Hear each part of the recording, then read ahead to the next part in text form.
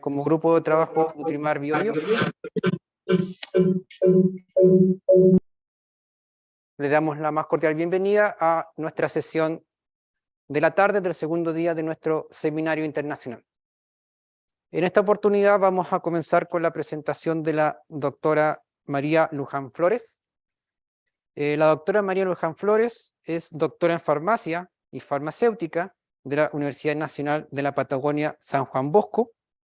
Se especializa en el área de la farmacognosia marina y terrestre, química de metabolitos bioactivos, carbohidratos, análisis instrumental, control de calidad, bioprospección de recursos naturales patagónicos y drogas farmacopéicas. Good afternoon. Welcome everyone to our evening session in our international workshop. In this opportunity, Doctora María Luján Flores will present us about pharmacognosy in algae. Doctora María Luján Flores, she has a PhD in pharmacy and she's a pharmacist from the Universidad Nacional de la Patagonia San Juan Bosco. She specialized in the area of marine and terrestrial pharmacognosy, chemistry of bioactive metabolites, carbohydrates, instrumental analysis, quality control, bioprospecting of Patagonian natural resources, and pharmacopoeia drugs. Doctora Luján, muchas gracias por participar. Si puede compartir por favor su pantalla. Buenas tardes, muchas gracias. A ver. ¿Me avisan? No sé. Está cargando. Ahí se ve. Perfecto. Se ve Está como bien. pantalla completa, ¿verdad? Sí, sí. Bueno, ante todo agradezco a la organización del simposio, de este workshop internacional, por demás interesante, por la deferencia de haberme invitado a participar, y en particular al doctor Cristian Agurto Muñoz, porque tuvo su amabilidad de haberme convocado, y a él lo conocí cuando compartimos el CLAVA en el año 2015 en Viña del Mar. Justamente nos presentó nuestro querido y recordado profesor Crisler Alvear. Así que gracias, Cristian, y gracias a todos. Y bueno, a Camila por su paciencia y por atender continuamente los correos electrónicos. En esta oportunidad les voy a presentar algo de lo que trabajamos en nuestro grupo de investigación, tal como dijo Cristian, en la Universidad Nacional de la Patagonia San Juan Bosco. Aquí en la diapositiva se observa por una parte una fotografía de la ciudad. Como verán, estamos al lado del mar, convivimos con el mar periódicamente, y de nuestra universidad, cuyo campus también está a unos escasos 100 metros o tal vez menos del mar.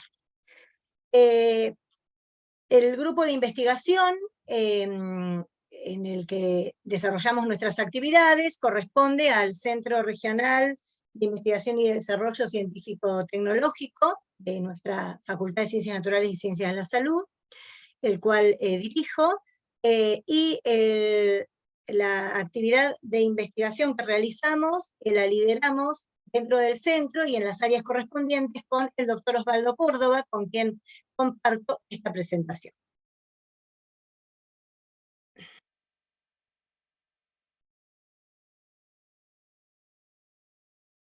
No puedo avanzar, disculpen. Bueno, disculpen.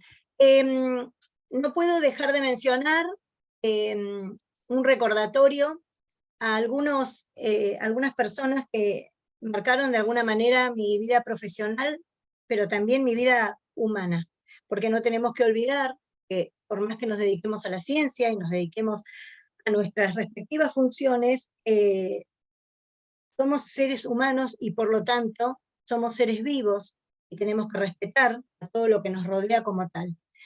Ellos en esta oportunidad fueron los que destaco aquí: el doctor Carsten Christoffersen, de Dinamarca, Copenhague, que ya nos dejó hace unos años; la doctora Graciela Ferraro, de Argentina, de farmacognosia, el doctor Alberto Cerezo, de química orgánica, también de la Universidad de Buenos Aires, quien, bueno, cuando yo realicé mi tesis doctoral en la década del 90, lideraba el grupo de trabajo, y bueno, quien fue mi director, el doctor Carlos Stork, fue a su vez tesista de él. El doctor nos marcó con una gran sabiduría toda una forma de llevar adelante las investigaciones, pero también el armado de grupos de trabajo, lo cual no deja de ser por demás importante.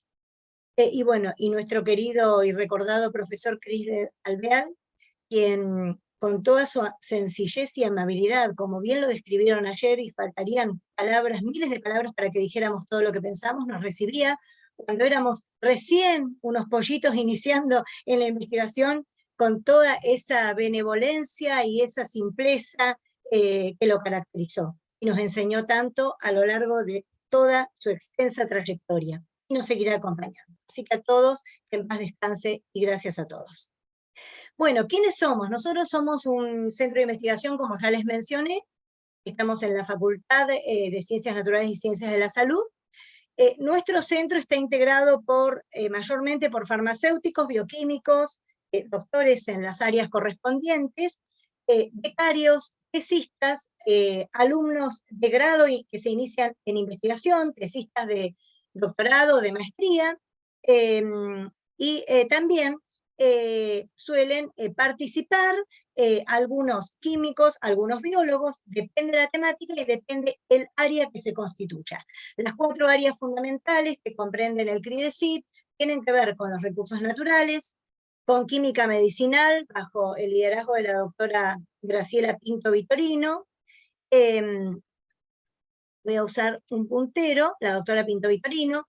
Un área transversal epistemológica, liderada por el doctor Alfio Sambon, quien además es farmacéutico y es licenciado en química, y un área de automedicación y de farmacología, cuya directora es la doctora Sandra Alcalde Bamonde, y la codirectora la doctora Ana Liao. Además, tenemos el área de análisis instrumental y el laboratorio de cromatografía instrumental que dirige el doctor Osvaldo Córdoba. Y ambos también dirigimos el grupo de química, bioactividad y metabolismo de recursos naturales patagónicos. Por otra parte, la doctora Luz Alejandra Arancibia, quien bueno, es nuestra referente y que coopera ampliamente en relación a todo lo que es elucidación estructural.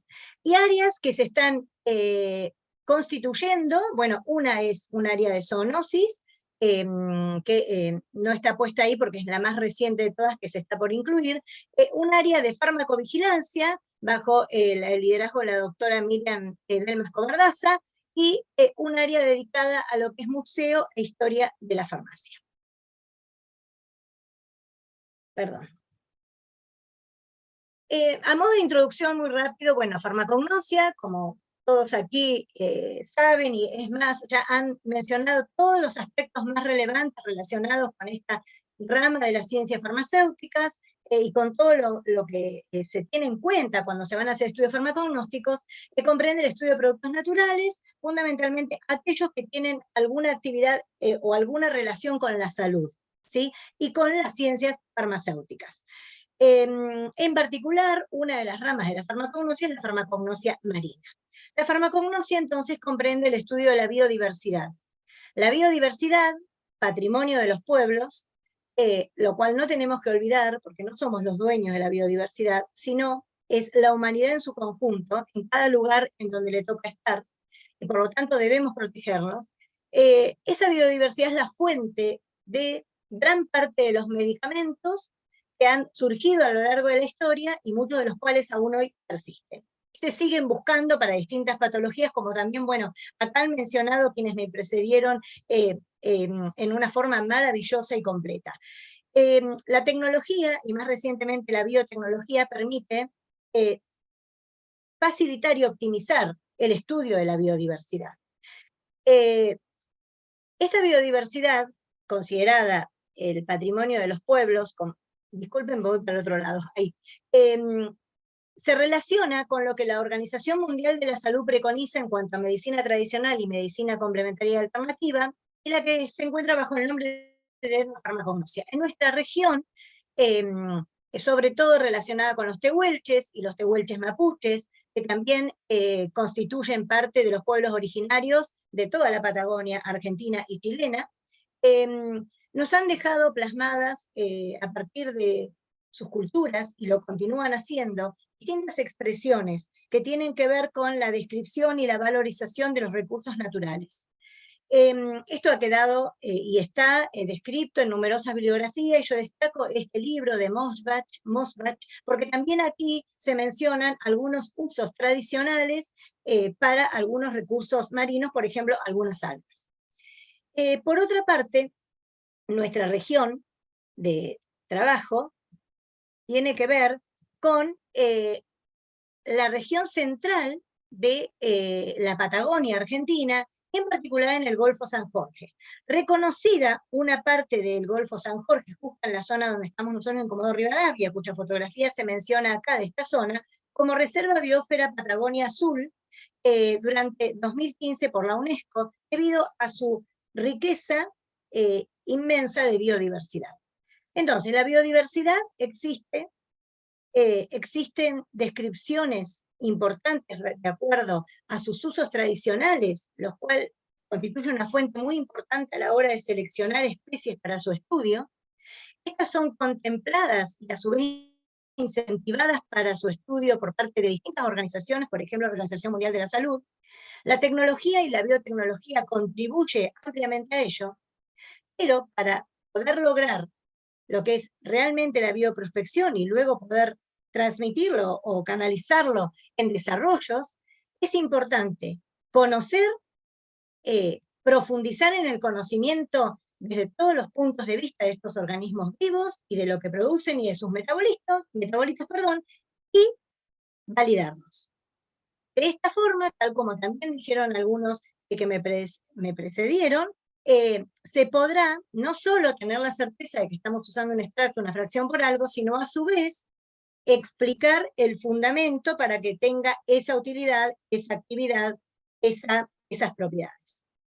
Entonces, el objetivo general consiste en alcanzar un conocimiento integral de especies que sean de potencial aplicación, en nuestro caso farmacéutica y también textil, para luego poder usarlo racionalmente, para ello investigar metabolitos biosintetizados por distintas especies, partiendo de la importancia etnofarmacognóstica y considerando todos los tipos de factores que pueden influir, fundamentalmente las variaciones espaciotemporales, evaluar la potencialidad terapéutica mediante distintos estudios de bioactividad, planificar estrategias de aprovechamiento para que realmente se transformen en recursos sustentables, lo que implica el cuidado de la preservación, de allí que es muy importante lo que mencionaban esta mañana con respecto a obtener cultivos para resguardar la biodiversidad existente, pero también para producir una masa importante y a su vez para poder producir aquello que realmente es necesario.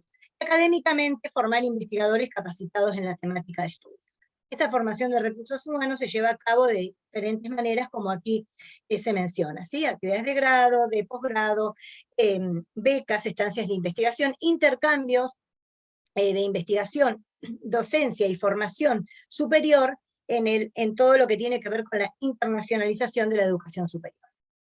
Bueno, los pasos dentro de este estudio farmacognóstico comprende, bueno, a partir de los usos descriptos, como ya mencioné, ¿sí? Por la etnofarmacognosia, seleccionar especies, las cuales son colectadas y clasificadas, corroborada su taxonomía correspondiente, y nuestra zona es la que se marca acá en el mapa. Acá tenemos la Patagonia Argentina y la Patagonia chilena. Nosotros estamos entre el límite entre la provincia del Chubut y la provincia de Santa Cruz, más o menos a la altura de lo que sería cercano a Coyhaique, del lado de vuestra Patagonia. Y allí justo es la zona central, como acá se puede ver en el mapa, de este gran golfo que se llama Golfo San Jorge. Esta zona tiene la particularidad de que recibe, por una parte, las corrientes marinas cálidas provenientes de Brasil. Y por otra parte, las corrientes marinas frías provenientes de la Antártida. Eso hace que se conjuguen en un hábitat muy particular.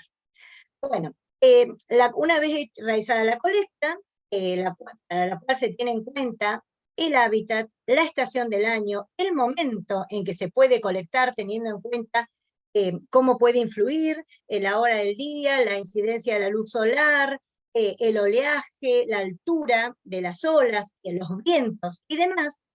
Se tienen en cuenta distintos factores bióticos, o sea, los propios del alga en este caso, es decir, el momento en el ciclo de su vida, la estación del año, cómo se encuentra, si está en un lugar sin contaminación antrópica o con contaminación antrópica, como suele ocurrir en las costas de las ciudades o de las zonas urbanizadas, y inclusive se tienen en cuenta factores muy particulares que pueden generar un efecto. Acá hay una foto de Comodoro Rivadavia, como ustedes podrán ver, nevado, la costa nevada, lo cual es bastante particular y lo cual también puede desencadenar alguna variación en las especies, tanto que están en el mar por la baja de la temperatura como las que están en la tierra.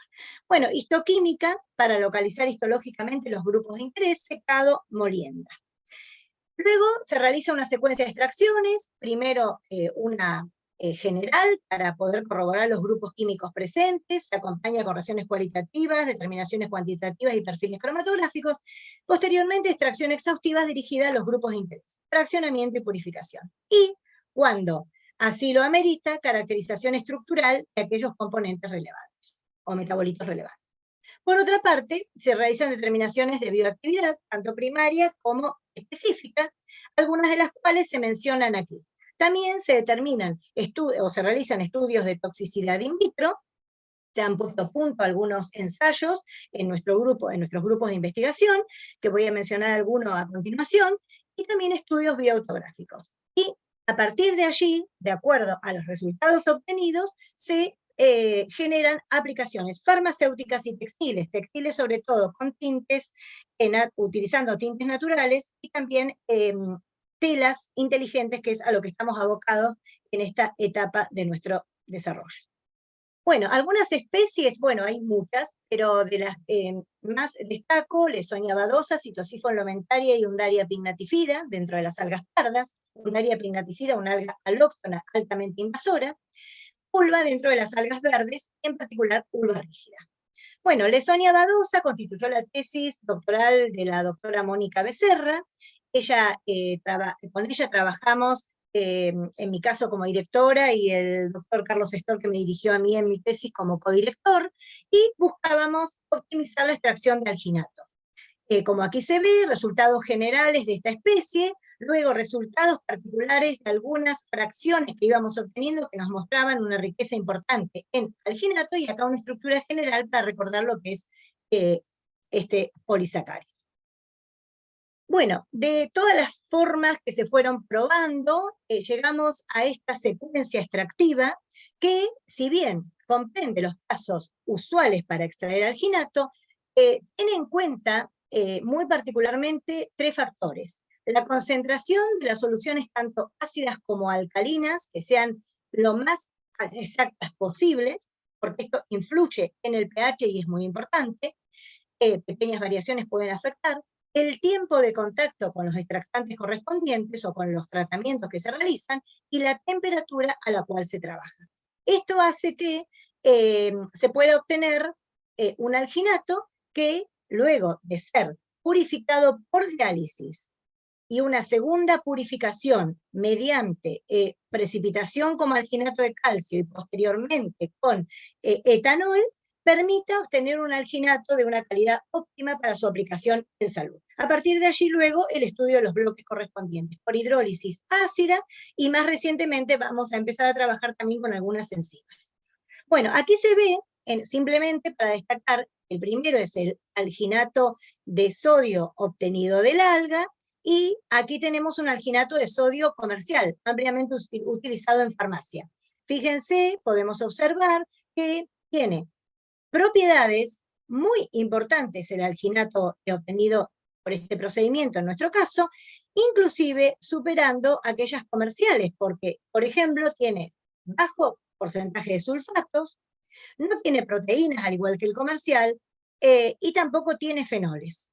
Por ejemplo, el ácido algínico comercial de Sigma, de calidad importante, como sabemos los que trabajamos con este tipo de reactivos, presenta restos de proteínas y presenta restos de fenoles. Es decir, podemos afirmar de que este procedimiento resulta importante.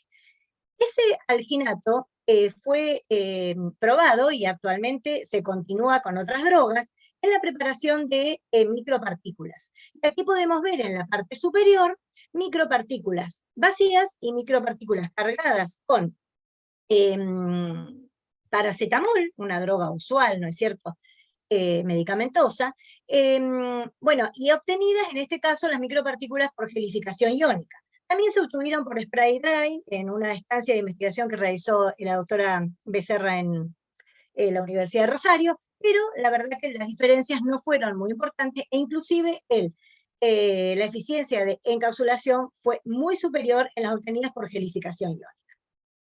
Actualmente, continuando con las micropartículas, también la doctora Becerra, bajo la dirección del doctor Osvaldo Córdoba, realiza estudios postdoctorales con la preparación de nanopartículas que incluyan insulina, en la búsqueda de administración oral de insulina. Lo importante acá está que el alginato con el cual se preparan estas micropartículas es el aislado a partir del alga, por lo tanto requiere un procedimiento muy importante. Y se ha visto que el perfil de liberación es importante a 37 grados, a pH 2, y tampoco se ve afectado demasiado por la presencia de pepsina, lo cual podría de alguna manera mostrarnos de que va a ser importante o se puede lograr una formulación importante para administración oral.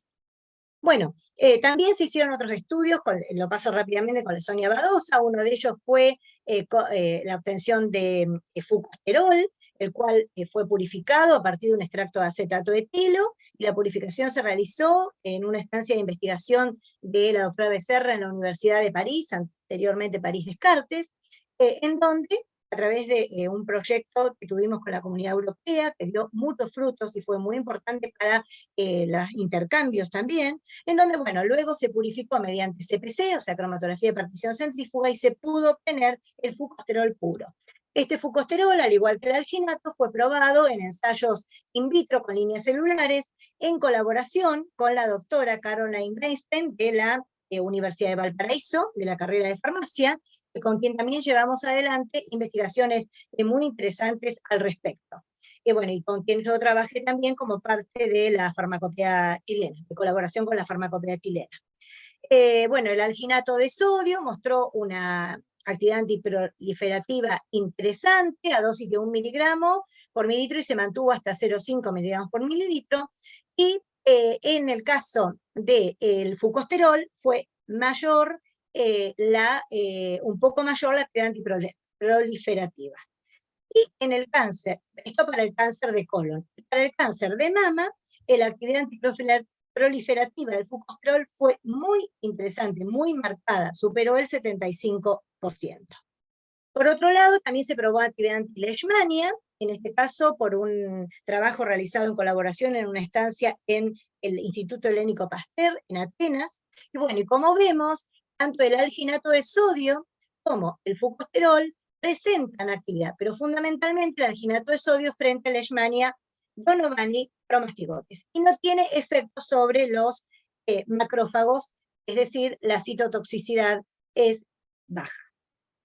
Bueno, también citosifonlomentaria se probaron distintos tipos de extracciones para extraer, por un lado, los solubles en alcohol y por otra parte, los componentes más ricos en fucosa y en galactosa. Como vemos aquí, los extractos alcohólicos mostraron mayormente actividad citotóxica frente a la artemia salina y antibacteriana frente a Leucococcus aureus.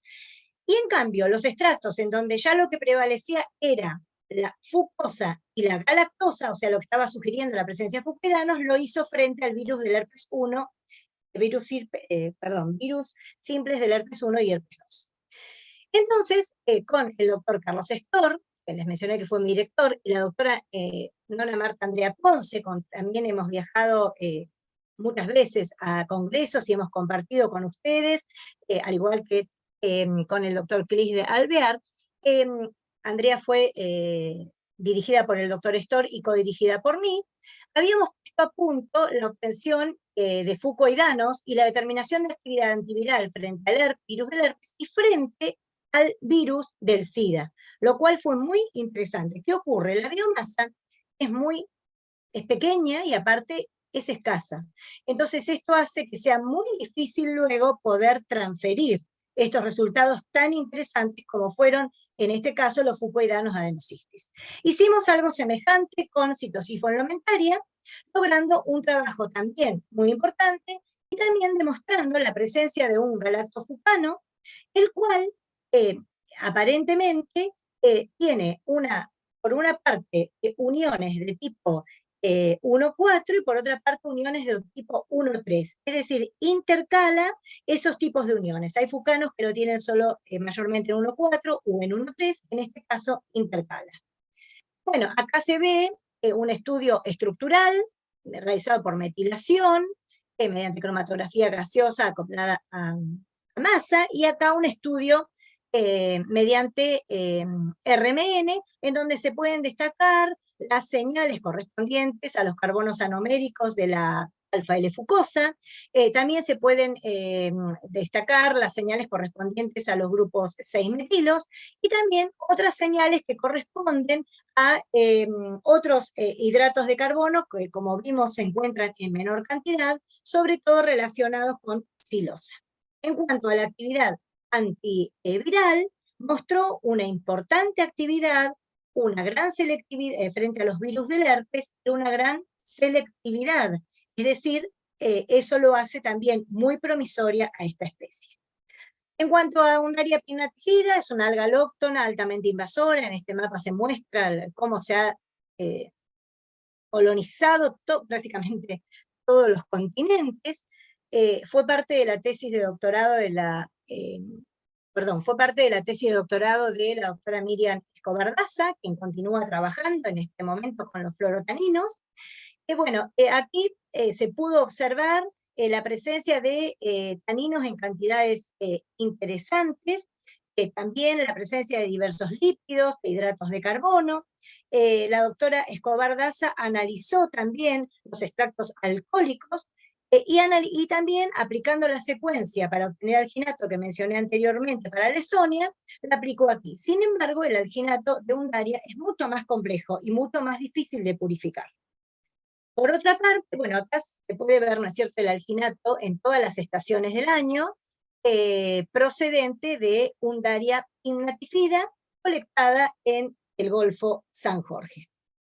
También analizó distintos tipos de actividades, por ejemplo, la inhibitoria del desarrollo radicular de trigo, que presume actividad antitumoral, y aplicó el test del Allium cepa para poder determinar efectos genotóxicos que pueda producir, y aquí se observa para primavera una actividad interesante. Esto es muy importante para establecer no solo la potencialidad, sino también la toxicidad o no toxicidad de los extractos y productos.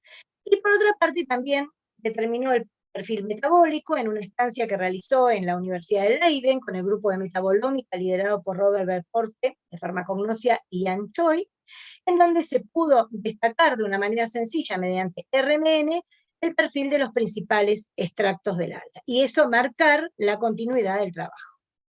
Bueno, la farmacéutica Diana Quesada está terminando su tesis doctoral, casi ya le podemos decir doctora, también con Undaria, también colectada. Acá podemos ver la cantidad impresionante de Undaria pinnatifida en playas abiertas en la tranquera, al límite prácticamente entre Chubut y Santa Cruz. Se diseñó un estudio estacional, en este caso con solventes de polaridad creciente y exhaustivo. En este caso se trabajó con enhexano, cloroformo y metanol. Y bueno, y luego se analizaron distintos componentes. Acá se puede ver, por ejemplo, el análisis de pigmentos. Esto está publicado en la revista Naturalia Patagónica, también en actas y proceedings de otros congresos. Aquí se puede observar el porcentaje de inhibición del DPPH en cuanto a la actividad de los distintos extractos antioxidantes, y fundamentalmente se destaca como antioxidante los extractos metanólicos. Bueno, luego de hacer un estudio exhaustivo estacional, y bueno, y más adelante ha particionado y ha separado distintos grupos de metabolitos, entre ellos sobre todo esteroides, terpenos y fenoles, dentro de ellos flavonoides y fenoles simples. Ahora estamos a la espera del resultado final de la evaluación de este trabajo que enviamos a la revista Journal Applied Phycology y ya corregimos, y bueno, esperemos que vaya todo bien. Por eso no pongo acá las tablas que están en ese trabajo. Bueno, y la reciente tesista, la farmacéutica y bioquímica María Soledad Amuncurá, ambas con beca CONICET. Diana ya la terminó, Soledad está en su año y medio de trabajo, está trabajando también con Undaria, pero en este caso con los metabolitos polares. Y justamente, como aquí destaco en este pequeño texto que está en la parte superior, que ustedes pueden ver, pensando en utilizar solventes amigables con el medio ambiente, si bien el etanol también hay que tener precaución, y sobre todo hay que tener precaución en el descarte de los residuos, agua y distintas soluciones acuosas. ¿Qué pasa? A la industria hay que proveerle de algo relativamente sencillo, no podemos decirle que tienen que trabajar un año en hacer extracciones con distintos solventes orgánicos, generar miles de residuos para luego recién llegar a los componentes, por ejemplo, si el interés fuera el alginato o los fucoidanos o el manitol. De esta forma, en la tesis que está transcurriendo de María Soledad, partimos de la extracción con alcohol a temperatura ambiente en caliente. En esta primera parte se extrae fundamentalmente a temperatura ambiente el manitol. Acá se puede ver una comparación entre la cromatografía, el cromatograma del manitol patrón y el obtenido a partir del alga, que tiene restos de fenoles, los cuales son analizados mediante HPLC también, y acá podemos ver también mediante CG la presencia de los componentes de un cristal. Con la doctora Graciela Pinto Vitorino, del grupo de química medicinal que lidera dentro del CRIDESIT, estamos estudiando la cristalización del manitol para su purificación y estudios posteriores. Por otra parte, también, bueno, aquí están los resultados generales de sus extractos alcohólicos en cuanto al screening, y acá podemos ver la primera parte del estudio de los fucoidanos, extraídos con agua, ¿sí? A temperatura ambiente. También se extraen con agua en caliente. Como se puede observar, la composición de una de las fracciones del fraccionamiento, valga la redundancia, del extracto para fucoidanos muestra mayormente fucosa, galactosa con restos de otros hidratos de carbono. A eso estamos abocados ahora, analizando en conjunto con la doctora Ponce, el doctor Stort, de la Universidad de Buenos Aires, en el grupo con el cual trabajamos, analizando en particular, a donde también Soledad ha realizado estancias de investigación. Y por otra parte, la obtención de alginato. Y acá, en estas dos fotografías, simplemente mostrar. El de arriba corresponde al alginato obtenido y purificado de Undaria pinnatifida a través de esta secuencia extractiva. Y el de abajo, el comercial. Como vemos, las propiedades, tanto macroscópicas, visuales, digamos, y como también las propiedades que ya están empezando a verificarse, resultan mucho mejores o de mejor aspecto que el alginato comercial. Así que vamos a profundizar en ello. Por otra parte, dentro de las verdes simplemente le menciono ulva rígida y ulva lactuca, fueron las más abundantes y fueron la tesis doctoral de la doctora Analía Urich, de farmacología, y del grupo de automedicación.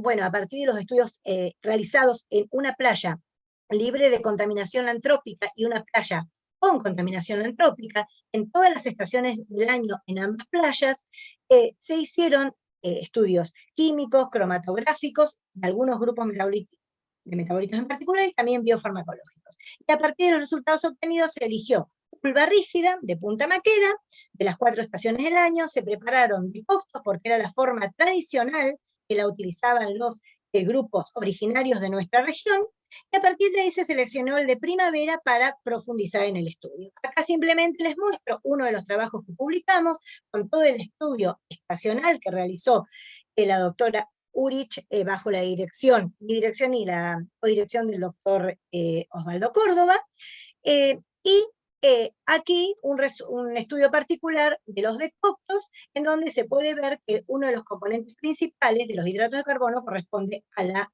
rhamnosa. Por otra parte, fue importante la actividad antiinflamatoria, como se ve frente al edema de pata generado por la carragenina.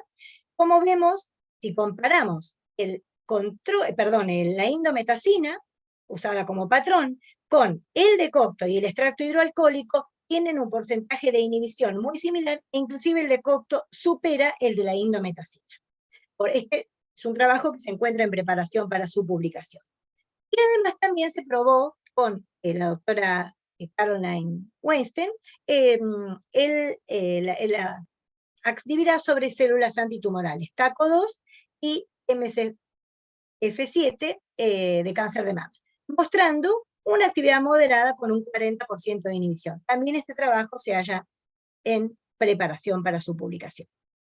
Bueno, como conclusiones, los resultados consideramos que aportan al conocimiento integral y guardan relación con los principales usos descriptos para esas especies. Los estudios estacionales permiten seleccionar racionalmente la época de colecta óptima y también permiten mantener el cuidado de los recursos.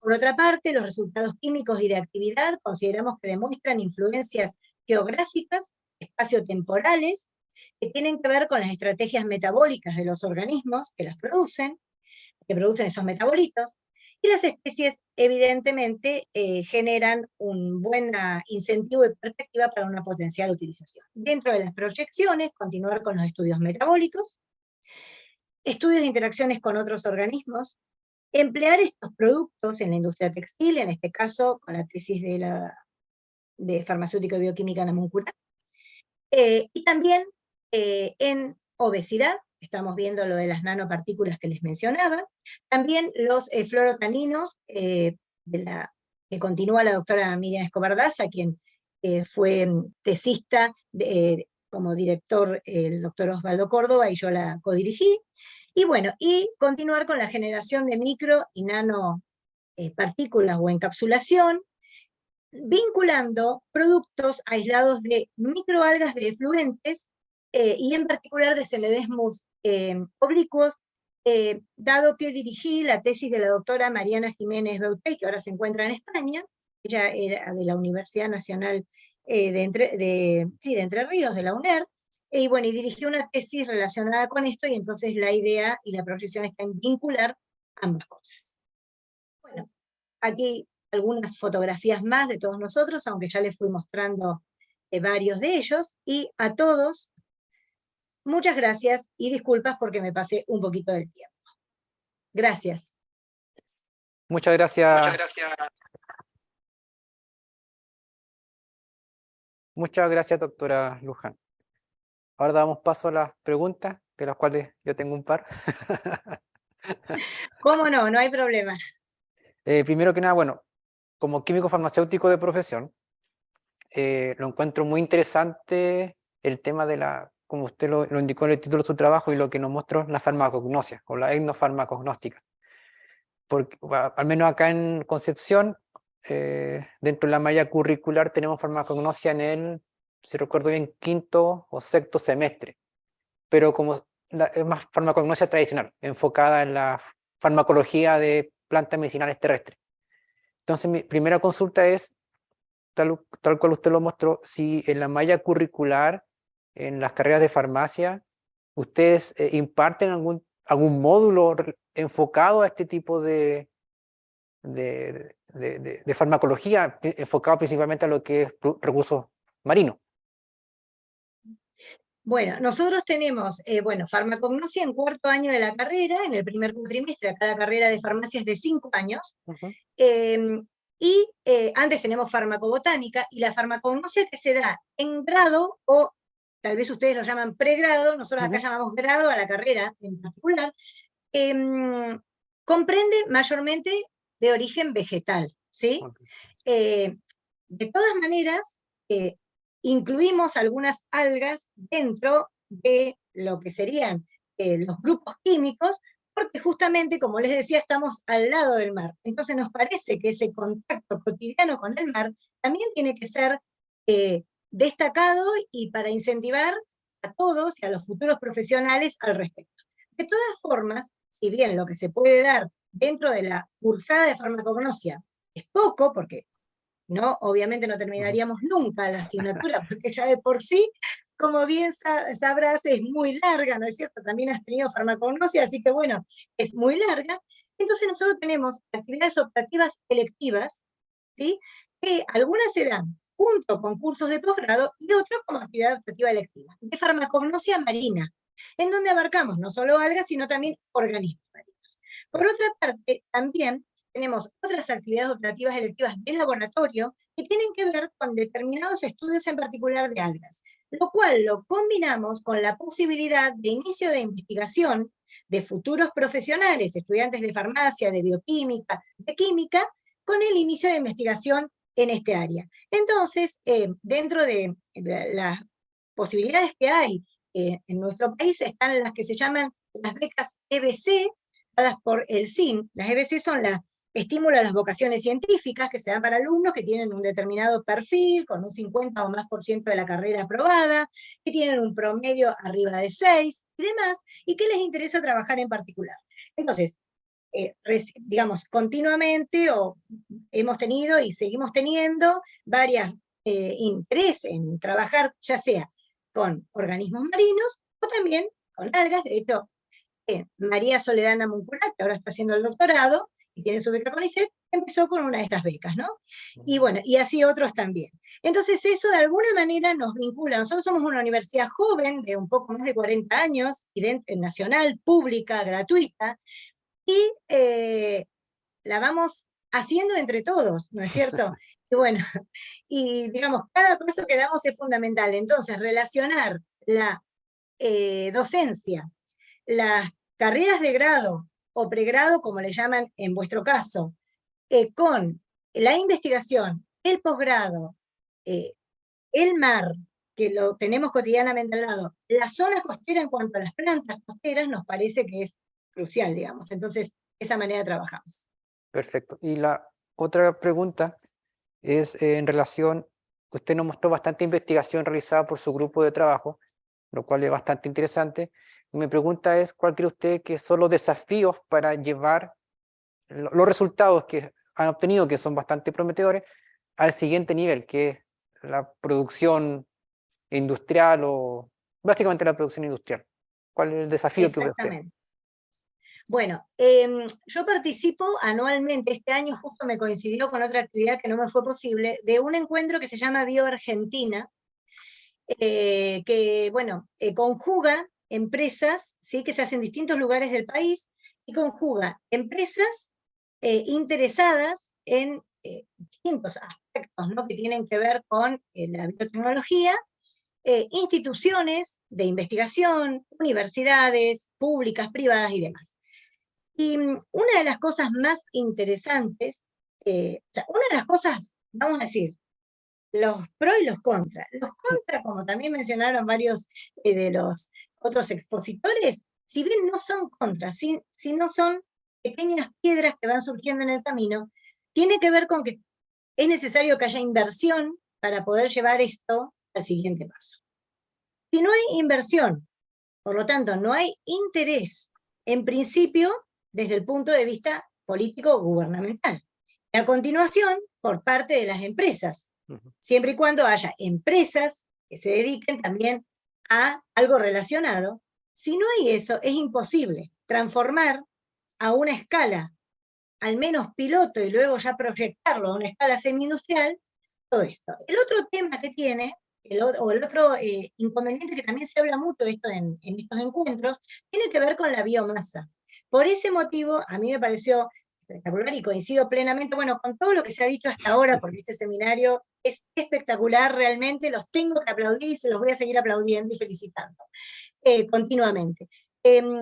Como bien se habló, digamos, es importante generar cultivos. ¿Qué ocurre?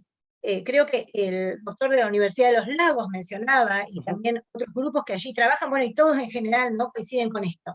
Porque si se pretende hacer todo de la biodiversidad es imposible. Yo les mostré, y por eso les destaqué en particular, esas dos algas pardas, Adenosiste utriculares y Citosifon lomentaria, son pequeñas en porte, o sea, menos de 10 centímetros, escasas, están muy condicionadas por el hábitat, por las pequeñas variaciones del hábitat. Eso hace que cuando uno quiere obtener una biomasa grande para eso que se plasmó en estudios de investigación, sea prácticamente imposible, Sí. ¿verdad? Y ahí es donde chocamos con eso. Ahora, no tenemos que tirarnos abajo, al contrario. Nosotros ahora en nuestra proyección estamos abocados a la parte de las nanopartículas que les mencionaba, la aplicación de estos productos, la combinación, ¿sí?, con extractos y fracciones enriquecidas en determinados grupos químicos de microalgas, y por otra parte, también con algunos extractos, fracciones de plantas de la zona costera, que también no lo mencioné acá porque era muy largo, pero también es importante, y a la generación de productos textiles, o sea, las llamadas telas inteligentes que tengan una determinada actividad para preservar, por ejemplo, cuando la utilizan los deportistas y demás, para preservar por la contaminación, por los olores y demás que allí se producen. Y hay un grupo de la sede Esquel que ha obtenido un proyecto importante con cáñamo, digamos, desde el punto de vista no solo medicinal, sino de parte de ellos en la parte de cultivo para fines industriales, ¿no es cierto? Entonces, también por supuesto si lo trabajan para fines medicinales es en otro grupo y demás, pero bueno, le ha parecido a ese grupo muy interesante, recientemente han sido favorecidos con un equipo de fluidos supercríticos, lo cual puede optimizar muchas de las extracciones, pero les ha interesado mucho poder combinar las fibras de cáñamo con esta generación de las llamadas telas inteligentes con nuestros alginatos y nuestros productos. Entonces, esa es nuestra proyección. Ojalá nos respalden desde el punto de vista, pero bueno, ahí estamos, en la lucha, porque no es fácil, digamos. Vamos, claro. Sí, acá una última consulta. No hay problema. Buenas tardes, profesora. Acá Cristian Agurto. Un Hola, gusto Cristian. verla nuevamente después de varios ¿Cómo años. estamos? ¿Cómo Muchas está? gracias por participar de este workshop, de este seminario. Y bueno, tengo un manifiesto primero o después el manifiesto, pero la primera la consulta, ¿ya? Nosotros tenemos entendido que Durvilea Antártica, acá conocida como Cochayuyo o Coyofe en la zona mapuche, también está en el Atlántico Sur. Yo no sé si llega a la altura a la latitud de Comodoro Rivadavia o está mucho más al sur. Esa es la primera consulta. Y si efectivamente está en el sur, o usted tiene conocimiento si se usa ancestralmente o tradicionalmente, actualmente en la actualidad, o si existe alguna industria que lo esté utilizando al menos para la extracción del ginato o como alimento, bueno, me disculpo, como alga comestible. Si usted tiene conocimiento de algunas algas pardas comestibles si existe desde el punto de vista de la etnofarmacognosia, se haya utilizado algas pardas o rojas en el Atlántico Sur, que se hayan utilizado o se estén utilizando todavía en la Argentina. Esa es mi consulta principal.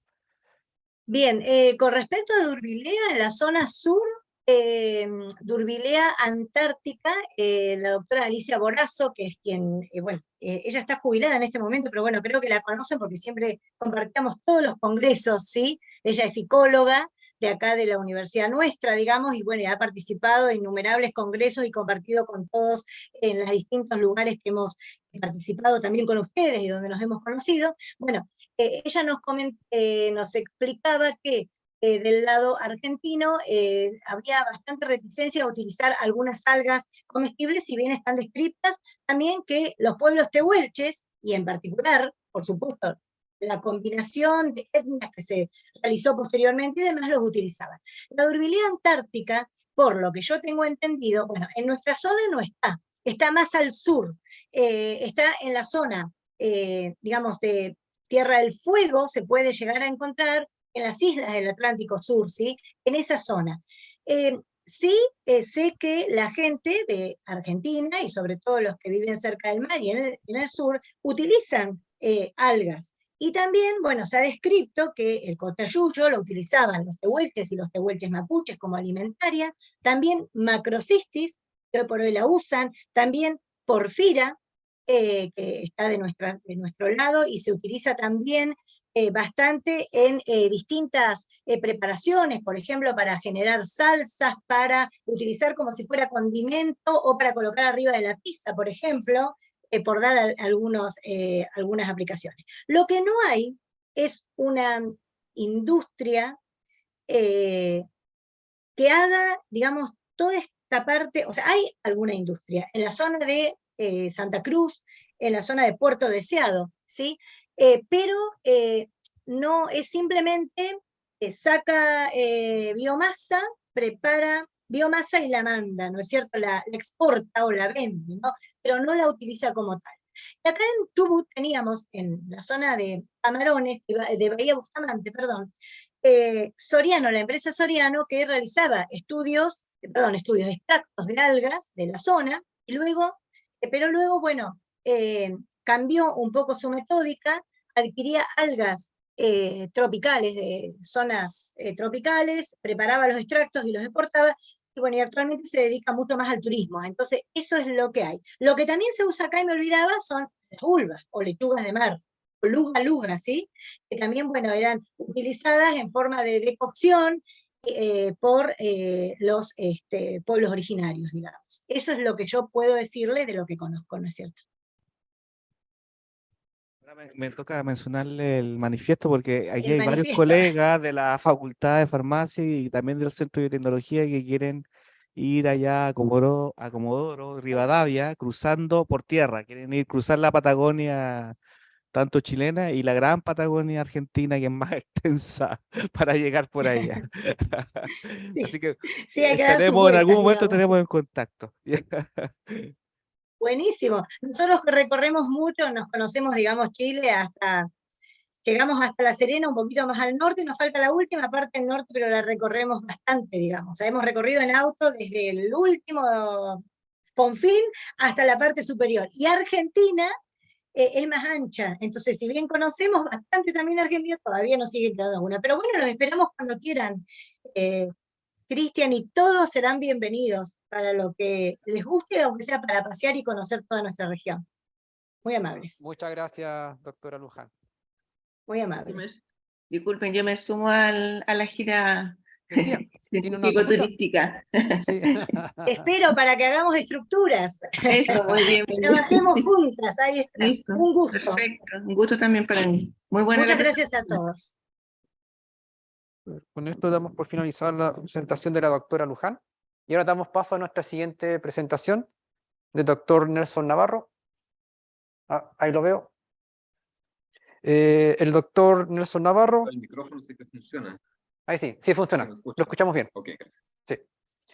El doctor Nelson Navarro es biólogo marino de la Universidad de Concepción, con grado de magíster en ciencias y doctor en ciencias de la Universidad de Sao Paulo, Brasil.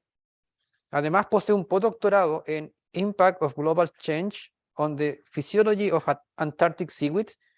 Actualmente es profesor titular de la Facultad de Ciencias de la Universidad de Magallanes, cumpliendo labores de docencia, investigación, administración y gestión. El foco de su carrera ha sido el estudio de macroalgas marinas de altas latitudes. En cuanto a la ecofisiología, ha investigado los efectos de factores de estrés, principalmente radiación ultravioleta y temperatura, en algas que habitan la región subantártica y antártica, visando la síntesis y acumulación de fotoprotectores. Actualmente está analizando los efectos biológicos de extractos algales ricos en fotoprotectores. Our next speaker is Dr. Nelson Navarro. He's a marine biologist from the Universidad de Concepción with a master's degree in science and a PhD in science from the University of Sao Paulo, Brazil.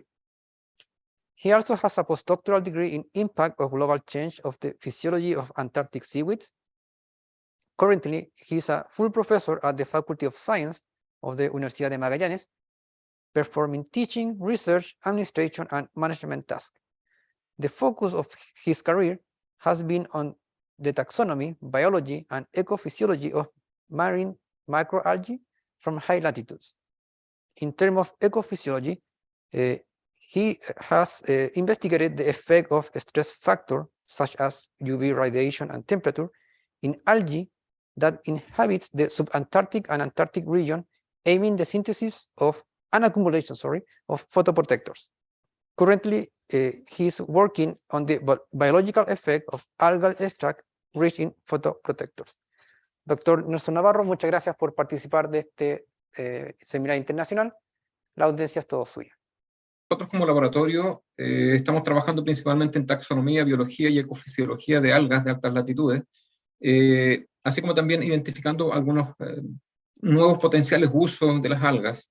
Y estamos trabajando en colaboración con varias instituciones, entre ellos la Universidad de Playa Ancha, Algalab de la Universidad de Concepción, la Universidad Nacional de Tierra del Fuego, el Instituto IVIDA en la persona del doctor Félix López Figueroa, con el Centro Ideal, también con el CEBIMA, que es el Centro de Excelencia en Biomedicina en la región de Magallanes, y también con la Universidad de Química y Tecnología de Praga. El título, coloqué algo sugerente en relación a ecofisiología. ¿Por qué estudiar ecofisiología y hacer este link con la biotecnología y también con el uso de algunos compuestos provenientes de algas? La ecofisiología en realidad es el estudio de las respuestas de las algas a los cambios ambientales bajo los cuales estas algas viven. Y conociendo cómo estas algas pueden hacer frente a estos cambios ambientales, obviamente podemos ver cómo se pueden sintetizar algunos compuestos. Por ejemplo, cómo la radiación solar, la desecación, la temperatura, la salinidad, tienen algún efecto en alguna ruta metabólica para la producción de algunos compuestos de interés comercial.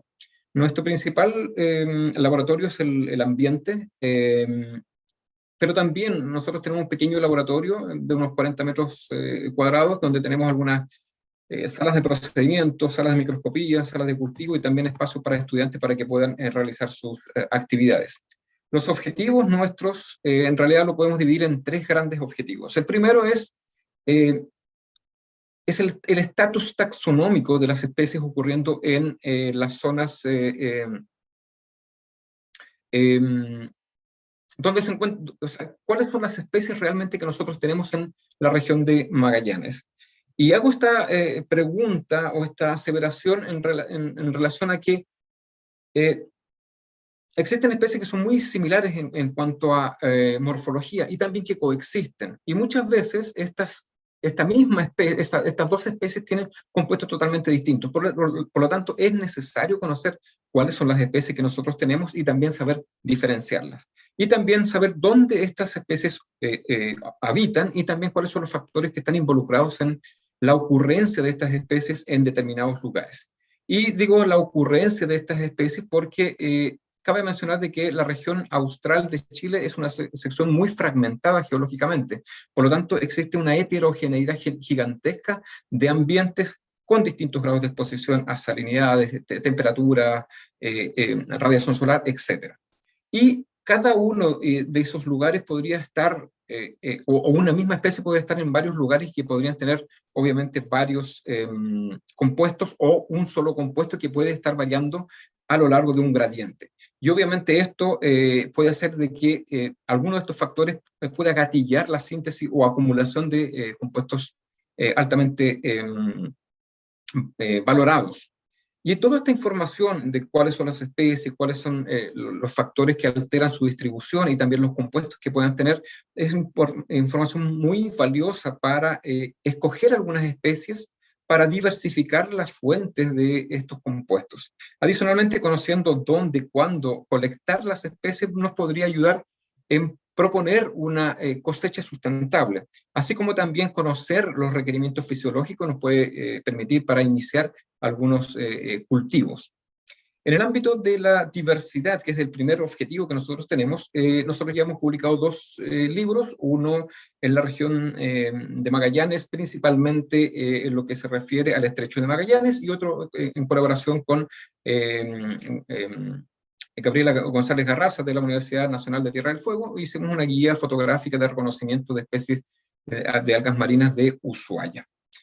Cabe destacar de que en la región de Magallanes se han citado más de 230 especies, pero las cuales obviamente se tienen que validar hoy en día también con información más referida a biología molecular. Y aún muchas de estas también pueden ser endémicas y ahí podríamos tener también alguna fuente de algún compuesto importante para la extracción de estos. También nos dedicamos un poquito a la diversidad intraespecífica en relación a las variantes genotípicas de color, viendo si es que estas variantes están establecidas o no en las poblaciones y también si estas variantes tienen algunos compuestos interesantes, por ejemplo, antioxidantes y fotoprotectores. Eso todavía está en veremos, pero vamos encaminados para allá. En relación a la ecofisiología, estamos abocados principalmente a las esporas. Cómo las esporas pueden sobrevivir y cuáles son los factores que gatillan algunas cosas, por ejemplo, gatillan los mecanismos de protección. Y entre ellos están los compuestos protectores solares, y queremos ver cómo se gatillan dentro de las esporas y también en fases adultas. El hecho de que nosotros trabajemos con esporas nos permite, por ejemplo, entender las distribuciones actuales de las especies, pero también nos permite observar o predecir cuáles son las posibles redistribuciones en el ambiente debido a forzantes de cambio climático. Y también trabajar con las esporas obviamente nos permite establecer cultivos a partir de esporas. En relación a los compuestos de algas, hay que mencionar, y bueno, ya se ha dicho en todas las presentaciones, de que existen muchos compuestos interesantes donde se incluyen los metabolitos primarios, entre ellos pigmentos, ácidos grasos, polisacáridos, proteínas, entre otros, y también dentro de los metabolitos secundarios podemos tener, no sé, pues, compuestos fenólicos, los terpenos y aminoácidos tipo micosporina, por ejemplo, los cuales van variando de grupo de alga y también en los ambientes que se encuentran estas algas. También se ha dicho de que la bioactividad de algunos compuestos varía desde la antioxidación hasta, no sé, UV o protección contra UV, y también tenemos moléculas anticáncer, antidiabéticas, antifúngicas, antiobesidad, etc. Pero nosotros nos hemos abocado principalmente a lo que son los aminoácidos tipo micosporinas, y hoy en día también estamos entrando un poquito en la identificación de algunos compuestos fenólicos en algas pardas y también en algas rojas. ¿Por qué las micosporinas nos interesan bastante? Bueno, porque tienen una función fotoprotectora, principalmente porque absorben radiación ultravioleta, principalmente en la franja del UVA, pero también un poquito en la región del UVB. Y también funcionan como antioxidantes, osmorreguladores, etc. Y de hecho, esta actividad antioxidante y también esta actividad de filtración de radiación ultravioleta ha permitido que se preparen y se comercialicen algunos bloqueadores solares provenientes o que tienen compuestos de algas, principalmente de la especie Porphyra umbilicalis. En el mercado ya existen estos compuestos, pero la gran falencia y también se ha comentado en la industria es la poca cantidad que se puede obtener de algas que se obtienen de la naturaleza. Entonces, para nuestro objetivo finalmente en Magallanes es, primero, buscar algunas especies haciendo una prospección de cuáles son las especies que contienen más alto contenido de micosporinas o aminoácidos tipo micosporinas, para ayudar un poco a que no se sobreexplote una o dos especies, sino que dar alternativas para que se puedan obtener más de estos compuestos. Y de hecho hemos estado haciendo algunos screening y también pensando en la cantidad que tienen estas algas, la cantidad de micosporinas, pero también la composición. Y si esa cantidad y composición puede variar estacional, diariamente, o a través usando algún tipo de estresor ambiental, por ejemplo, ultravioleta, desecación, incorporación de nitrógeno, entre otros. ¿Por qué nosotros queremos estudiar las algas de la región de Magallanes o la región sur austral de Chile? Principalmente porque vivimos acá, y obviamente es de nuestro interés y también tenemos que hacerlo. Porque no hay información disponible para esto. Y también porque es un área relativamente prístina, donde también todavía ocurren eventos de aumento de radiación ultravioleta, y también porque existen algunas especies de algas que son endémicas propias de la región. Según nuestro screening que hemos hecho inicialmente, tenemos varios candidatos o candidatas de especies para proponerlas como fuentes de micosporinas, entre ellas Pyropia columbina, como también lo decía ayer Félix López, que el grupo de las bangiales es muy importante para la extracción de micosporinas, que tienen gran cantidad de estos compuestos, pero también dentro de otras especies está Bostrichia, Policifonia, Sarcotalia, y también por ahí Iridea, Massaela laminarioides, Notogenia, Iridea tuberculosa, que también lo hemos estado estudiando un poquito. En relación a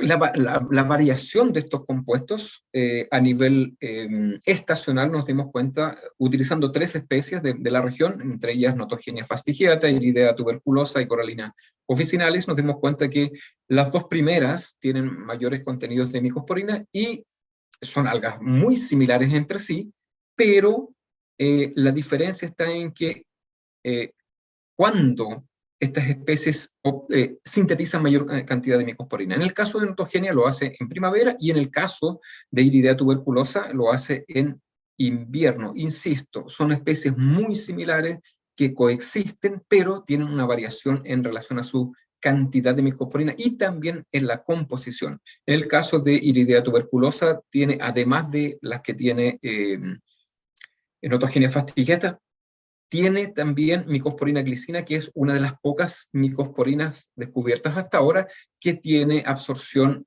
principalmente en la región ultravioleta B.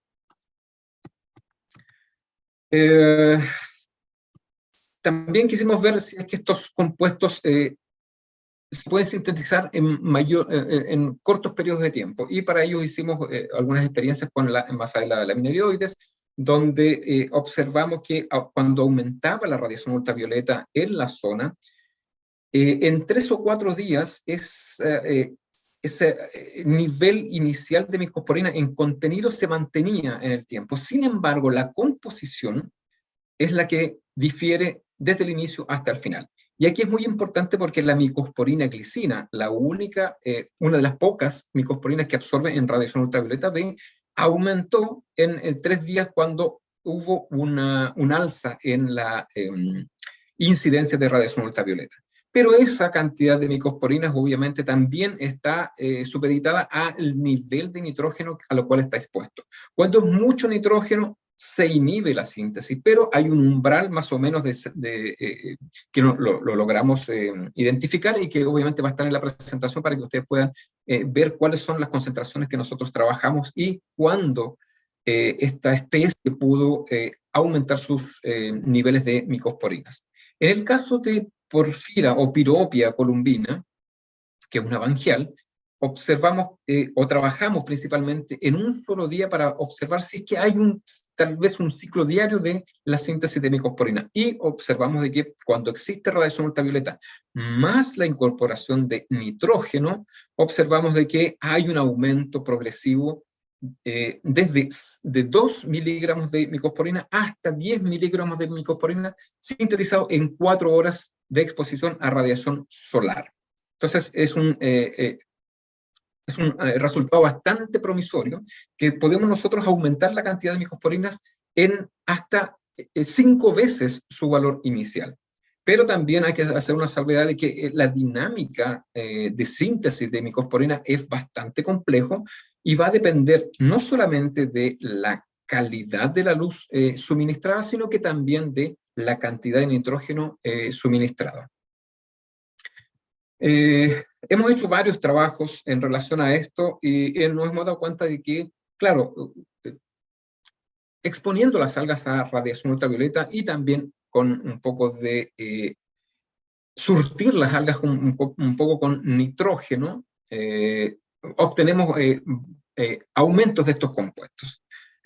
Y ahora, ¿qué hacemos con toda esa información? ¿Qué viene siendo el próximo paso que nosotros tenemos que dar para ver si podemos utilizar esto o proponer estas especies como fuentes de estos compuestos? Es utilizar o tal vez cultivar esas algas, obviamente reciclando un poco el CO2 que se está emitiendo, y también utilizar aguas residuales o eutrofización para obtener biomasa, y esa biomasa, obviamente, usarla para la extracción de micosporinas, pero también de otros compuestos, tal vez en forma secuencial, por ejemplo, proteínas, polisacáridos, pigmentos, a través del concepto de biorefinería.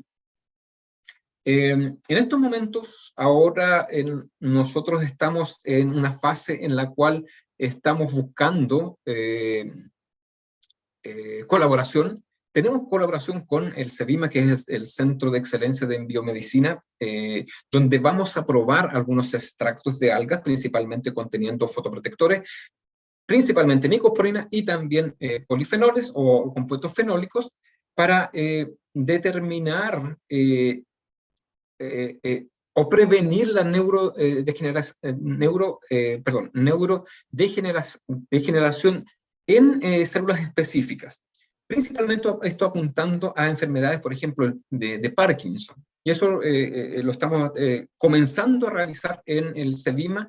Y en el caso de la Universidad de Química y Tecnología de Praga, nosotros vamos a evaluar con una amplia batería de bioactividad de estos compuestos. Eso va a ser el próximo año, así que estamos ahí a la espera de que comience esta colaboración. Y en el caso del doctor Félix López Figueroa, con el cual hemos tenido colaboración desde el 2010 o 2009, hemos realizado varios trabajos visando un poco la utilización de estos compuestos, principalmente micosporinas, en o su uso en prototipos de cremas solares, que ya el doctor Félix López Figueroa lo presentó ayer bastante bien de lo que están haciendo. Eso es más o menos lo que yo les tenía para contar. Va a quedar la presentación obviamente para ustedes. Y finalmente quiero dar las gracias y hacer un homenaje al profesor Chrysler Alvear, que fue mi profesor tutor en los años 1999 y 2000, con el cual compartí muchas experiencias, y también fue él que me formó como ficólogo, y ahora entrando y dando los primeros pasos en la biotecnología algal.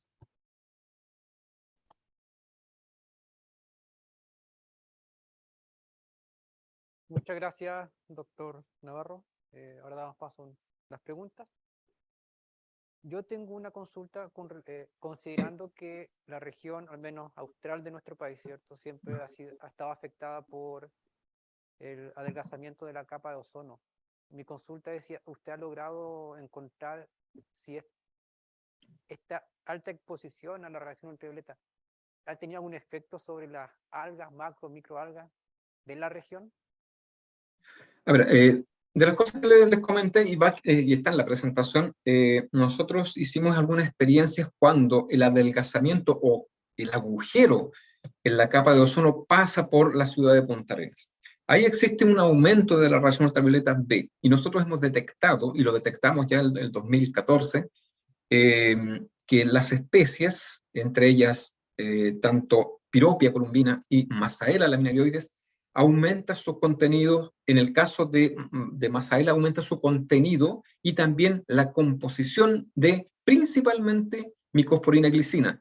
Y esa micosporina glicina absorbe en la radiación ultravioleta B. Entonces, ahí está el nexo entre tal vez este aumento de radiación ultravioleta hace que estas especies pueden aumentar sus compuestos que absorben ese tipo de radiación. Entonces sería un efecto sobre estas algas. Ahora, si hay un efecto en las poblaciones, si hay un efecto en la comunidad de algas, eso es muy difícil de aseverar, ya que las algas también tienen algunos compuestos fotoprotectores y también antioxidantes que hacen con que se pueda paliar un poco los efectos negativos que puede producir la radiación ultravioleta B en las células vegetales. Perfecto. Y lo otro que usted también lo comentó con relación a justamente estos compuestos fotoprotectores.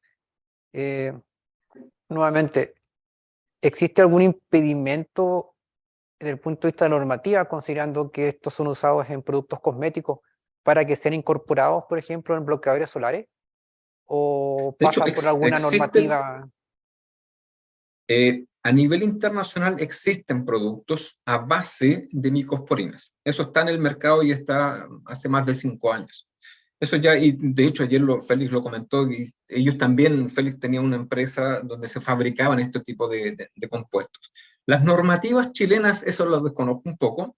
Nosotros recién estamos conociendo la fisiología de las algas para ver cuáles vías son las más importantes y cuáles son los factores que gatillan la producción de estos compuestos. Y ahora vamos a dar el salto para comenzar a verificar. Ya sabemos que se pueden utilizar en protectores solares. Ahora, si esto tiene alguna otra actividad, por ejemplo, para evitar la neurodegeneración, para evitar finalmente la enfermedad de Parkinson, eso está todavía en veremos y estamos comenzando a trabajar sobre eso. Y también vamos a evaluar desde una batería amplia, anticáncer de todo tipo, antiinflamatoria, eso lo vamos a evaluar en la Universidad de Praga el próximo año. Y esperamos tener buenos resultados y comentarlos con ustedes tal vez en un próximo seminario. Y muchas gracias por la invitación y el excelente seminario que están realizando. No, muchas gracias a usted, doctor, por presentar y por participar. No sé si tiene... No, que no. Perfecto. Muchas gracias. Con esto damos por finalizado la presentación del doctor Navarro. Ok, gracias. Y para finalizar, tenemos un video enviado por investigadora Ji-Hyun Lee, que es de Corea, que justamente por la diferencia horaria, nos ha enviado un video de su presentación. La doctora Ji-Hyun Lee es profesora asociada y directora del Departamento de Ciencia y Tecnología de los Alimentos de la Universidad de Chung-Ang, Corea del Sur. Se doctoró en la Universidad de California en Davis. Su investigación se centra en la caracterización de los cambios en la composición de los metabolitos secundarios de las plantas, como los flavonoides, carotenoides, en frutas y hortalizas, como resultado de diferentes procesos de cultivo y post cosecha, utilizando enfoques de HPLC y LC+, además de otras técnicas analíticas. Estas las utiliza para identificar y cuantificar metabolitos secundarios de plantas con análisis objetivo y no objetivo para la verificación de alimentos, así como también el desarrollo de métodos analíticos para cuantificar compuestos a niveles traza en varias matrices de alimentos. Our last speaker sent us a video that we will play now. Dr. Ji-Hyun Lee is an associate professor and department chair at the Department of Food Science and Technology at Chung-Ang University, South Korea. She got her PhD from University of California, Davis. Her research focused on characterizing the change in composition of plant secondary metabolites, such as flavonoids, carotenoids in fruit and vegetables. Also, she works in development of analytical technique to identify and quantify target and non-target plant secondary metabolites for food verification, and method development for quantifying target compound at trace levels in various food matrices. Así que ahora daremos paso al video.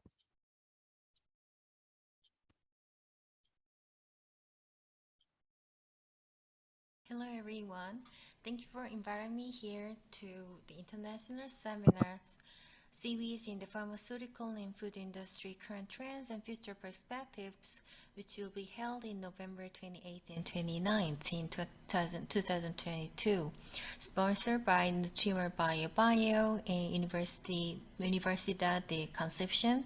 I would like to thank especially to Professor Christian Rogel for inviting me here. This is Ji-Hyun Lee. I'm Associate Professor in Department of Food Science and Technology at Chung-Ang University in Korea. My main research area is analyzing metabolomics in various types of food like apples, like apples or kiwis or other fruits and vegetables, and seaweeds as well. Today, I'm going to talk about seaweed metabolomics, nutrients, bioactive compounds, and changes in climate change. Global algae production, including seaweed and microalgae, increased from 0.65 million tons in 1950 to 35 million tons in 2019. Asia is the major seaweed producer. In China, in 2015, 13 million tons of seaweed were produced through cultivation. A high amount of seaweed is harvested from the natural habitat. Indonesia produces about 9 million tons of seaweed, and they are the largest producer of red algae for Caribbean market. Philippines produce about 1.5 million tons of seaweed. They are the third largest producer of the red algae, Caphaficus, and semi-refined carrageenan. The Republic of Korea, we produces about 1.2 million tons of seaweed. In 2016, export of Paraopia products totaled about 350 million US dollars. In North and South America, Chile produces pretty high amount of seaweed as well. Seaweed, marine algae are plant-like organisms that mostly live attached to rocks in aquatic environments. There are approximately 11,000 species of known seaweeds, which are divided into three major groups based on their color: red, 7,500 species, brown, 2,000 species, and green, 1,500 algae species.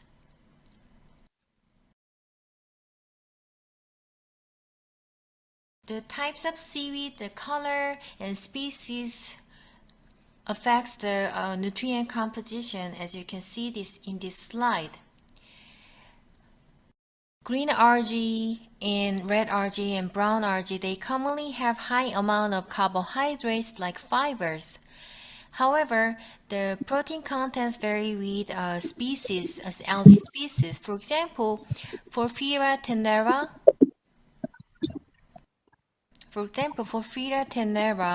has high amount of protein.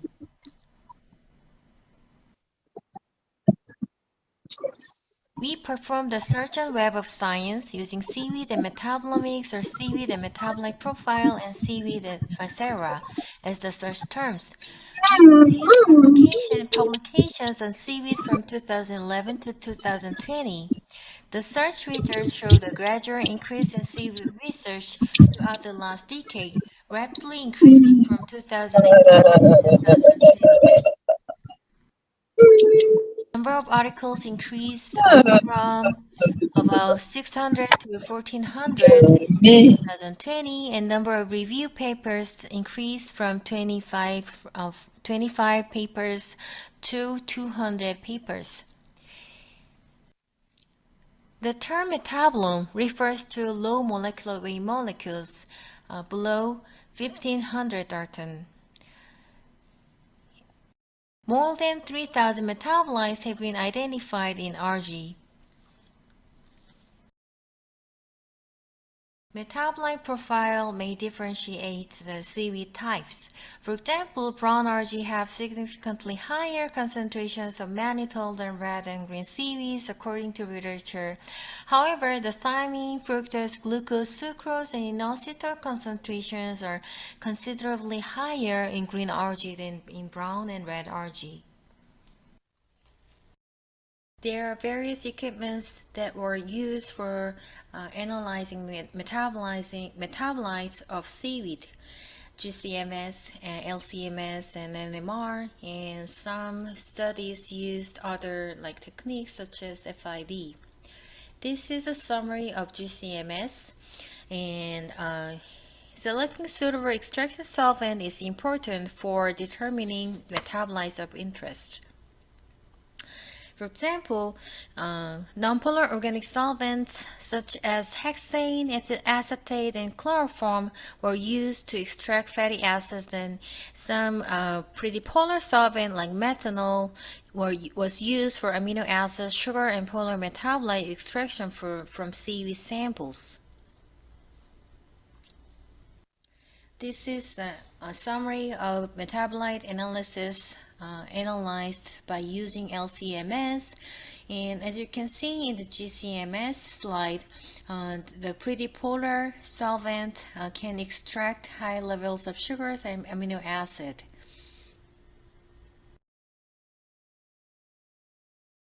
Primary metabolites possibly discriminating brown, green, and red algae species is shown in this slide.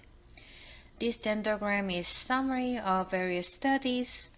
The dendrogram shows a heat map plot with the top 20 frequently reported metabolites distinguishing between brown, green, and red algae using MetaboAnalyst program.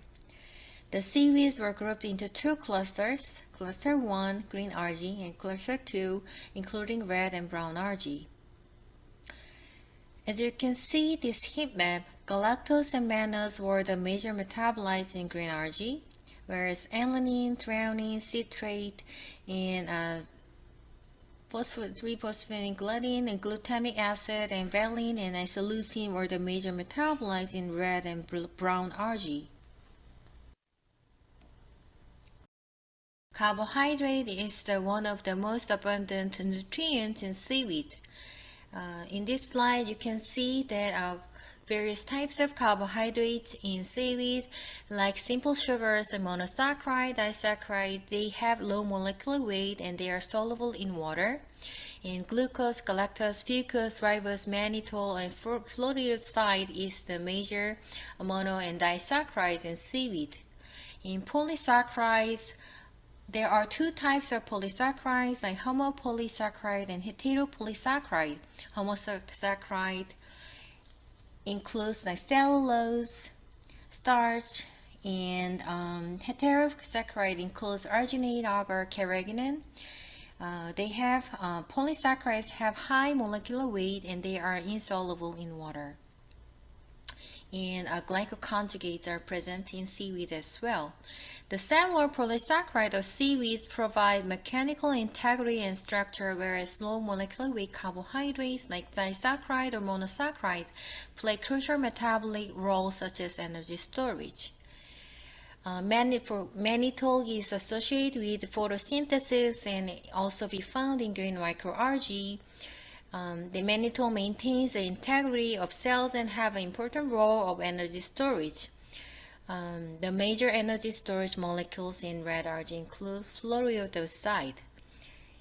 And brown seaweed contains the highest insoluble fiber content, ranging from 10% to 75%, followed by green seaweed like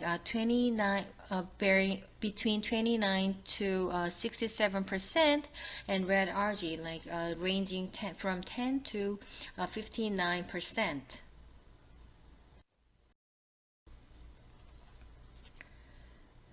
Flavonoids are the most abundant polyphenolic bioactive compounds that have antioxidant activity and antibacterial, antifungal, and anti-allergic properties. They are further characterized by two heterocyclic oxygen bonded to two aromatic rings varying in the degree of hydrosylations. As reported in previous studies, flavonoids in seaweed include like hesperidin, quercetin, dimethoxyflavone, epigallocatechin, epigallocatechin gallate, epicatechin, catechol, and catechin, maurine, rutin, camphorol, and myricetin. This is the highest level of flavonoids, each flavonoid type in different types of seaweed. The hesperidin and rutin concentration was higher in red seaweed, and green seaweed has high levels of hesperidin, catechol, and rutin. And brown algae has pretty low level of flavonoid compared to red and green algae. And flavonoid, in addition to flavonoid, phenolic acid, like such as gallic acid, is abundant in seaweed as well. This slide shows you the carotenoid composition of algae. Algal carotenoids include astaxanthin, canthaxanthin, beta-cryptoxanthin, beta-carotene, alpha-carotene, vioxanthin, neoxanthin, zeaxanthin, lutein, and fucoxanthin. Lutein, especially lutein concentration is high in red algae type, and fucoxanthin level is pretty high in brown algae type.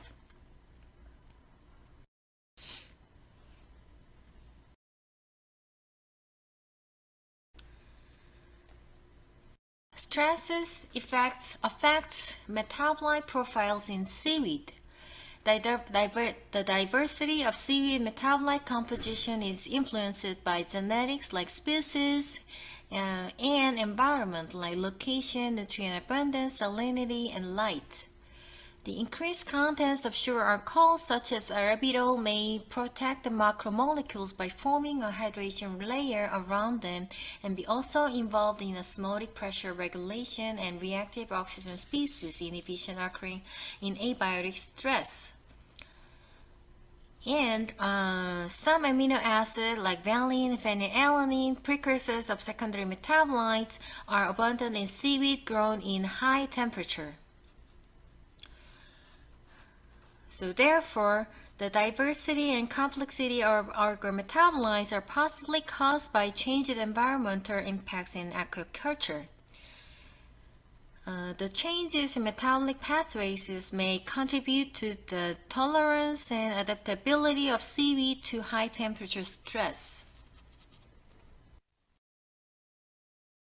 According to IPCC, there has been a gradual increase in global air and ocean temperature owing to climate change. Moreover, they predict that a prediction model suggests that temperatures will continue to increase over time. Ultimately, a high temperature stress could substantially modify aquatic ecosystems for survival.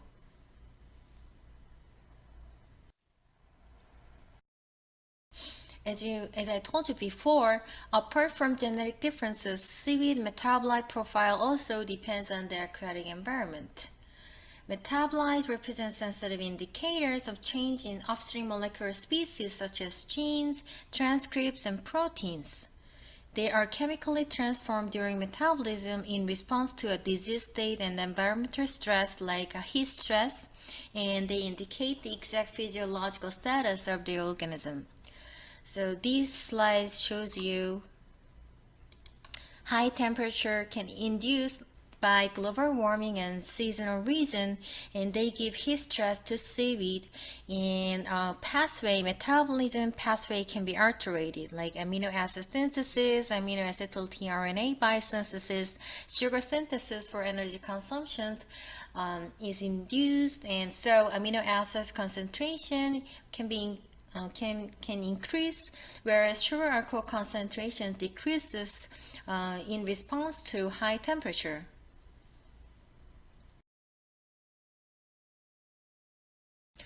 Seaweeds generally have an optimal growth temperature in an aquatic environment, which varies between species. Therefore, temperature variations can influence growth and reproduction. However, there is limited information in this research area, so this can be like future study for our research group. However, some studies have investigated the effect of high temperature on the metabolite composition of seaweed, and the summarized data is shown in this slide.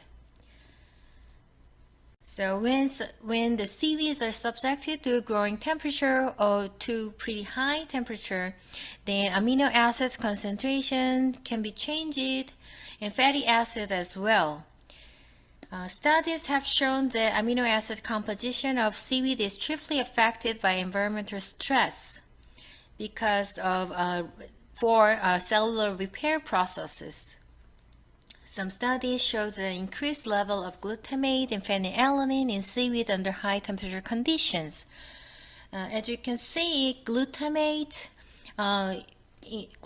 level increases under high temperature stress. Glutamate is a precursor of various amino acids and plays a vital role in nitrogen metabolism and chlorophyll biosynthesis. And the phenylalanine level increased as well.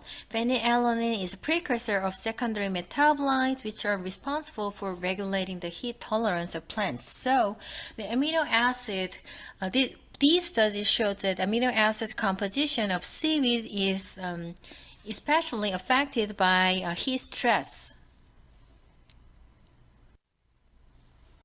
Then how about multiple stress and their changes in seaweed metabolisms?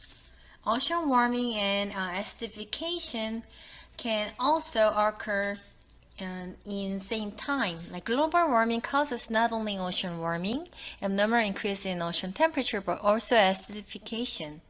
The simultaneous occurrence of multiple stressors may produce different metabolic profiles compared to individual stressors. So we investigated ocean warming stress simultaneously occurring with acidification. So in this slide, you can see that acidification and ocean warming and acidification effect only. The multiple stress induced the changes in seaweed metabolisms. This study showed that high temperature alone slightly increased some type of metabolite, but combination of high temperature and acidification increased the content, some metabolites up to approximately twofold. Amino acid, as you can see here, amino acid especially production is typically inhibited under acidic conditions. However, acidification at a high temperature helps amino acid production in seaweed. For example, high temperature with acidic condition facilitated the production of amino acid and fatty acid, except for the total omega-6 fatty acid in this type of algae. So these findings indicate that global warming can cause metabolism and resulting in metabolite composition.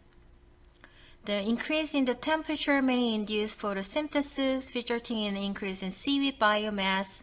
However, extreme heat may decrease the level of more metabolized growth rate and biomass in most seaweed. So in conclusion, the composition of the primary and bioactive secondary metabolites like flavonoids, carotenoids vary with green, red, and brown algae, and they depend on specific species of algae types as well. Increased ocean temperatures due to global warming inhibit the growth rate and change the metabolite profiles of seaweed, like increased amino acid content. And multiple stressors associated with elevated ocean temperature may have synergetic effects or contribute to changing metabolite profiles compared to elevated ocean temperature alone. Additionally, knowledge of the impact of environmental factors such as acidification, high temperature on seaweed metabolomics may help improve the productivity and quality of seaweed, like you can select resilient cultivars and development of stress-resistant cultivars in seaweed farmings. If you need more information about seaweed metabolomics, then you can read our recently published review paper on the title of Seaweed Metabolomics, a review on its nutrients, bioactive compounds, and changes in climate change in Food Research International Journal. Thank you for your attention. Again, this is Jinhyun Lee. I'm a professor in Department of Food Science and Technology at Jungwon University in Korea. If you have any questions, then please email me via jihleesau.ac.kr. This is our research group. Thank you again.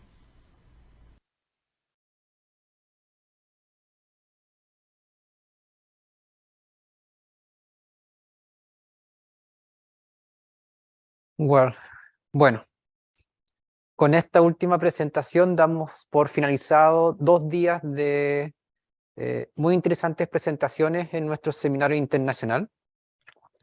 Esperamos como grupo de trabajo de Nutrimar Bio Bio que haya sido de su interés.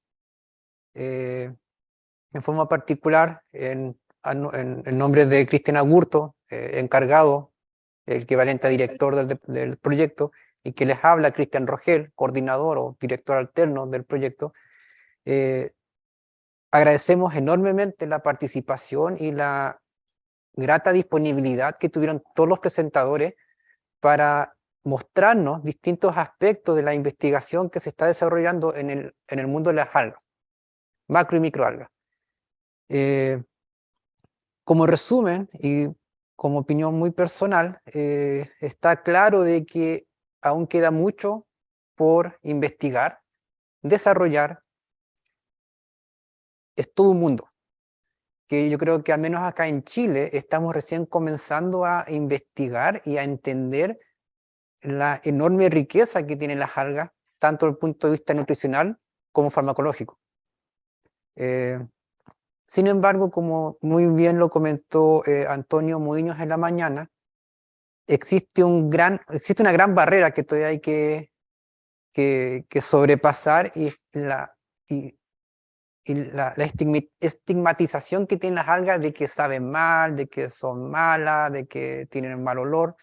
Yo creo que ahí, bueno, como investigadores, cada uno de nosotros tiene una importante misión para romper ese mito, esta leyenda urbana.